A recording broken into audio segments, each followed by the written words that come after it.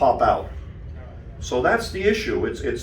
Here's a manufacturer saying, we got to get these 10 hockey pucks out or make a record out of them. How are we going to do it? They're not popping out. They applied a metal polish on both the A and B side.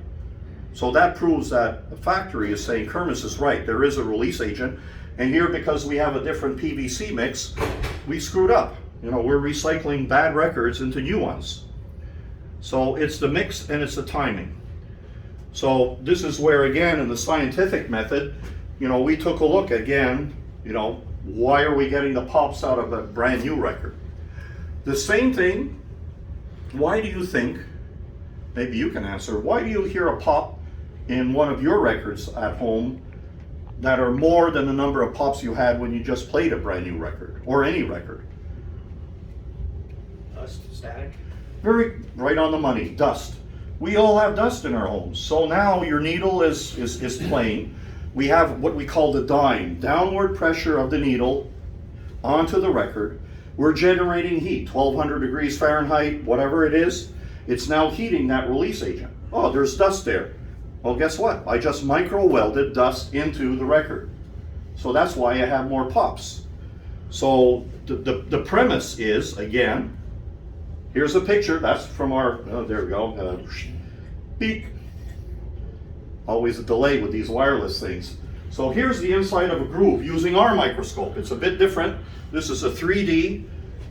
There's the O2 record that I was talking about. We had 6 of those in, you know, this is going back 5 years, 6 years. We measured what's in the record before and after cleaning, whatever.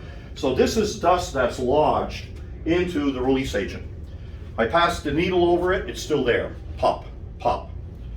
It also is hiding the detail of the record. So what we do is we remove the release agent. And here's courtesy of wireless technology, there we go. We have now gone from 31.84 microns in height. So that's the height of the record measuring the release agent. Now I've removed the release agent, I'm down to 30.94 microns. So I have removed 0.89 microns. So that proves there is a release agent. And I've removed the dust. And now, because the release agent is gone, I have more detail that the needle's going to pick up.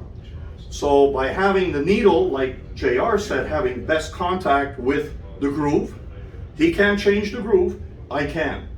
I can basically now have you take your turntable and you're writing the reverse of the stamper, because this, when you put plastic on it, it's the reverse. So I'm writing the reverse of the stamper, but not the record with the release agent. And that's why we bring the brilliance in the soundstage and the emotion. For those of you that love Miles Davis, the black artists, Miles Davis, when he first came out, they gave him the worst plastic in the world. It is what it is. And yet he paid full price, I'm sure, for his pressings. For the Miles Davis fans, everyone that's used our process to remove the release agent, now in 2 of the pressings that were live events, we now hear the hiss of the analog tape at the time that it was recorded in the jazz club. Because now we have more bandwidth and more signal hitting the minute detail. So making a stamper, making a lacquer, you can't change that. It's made. So he got the best stamper, but he did not get the best plastic in his records.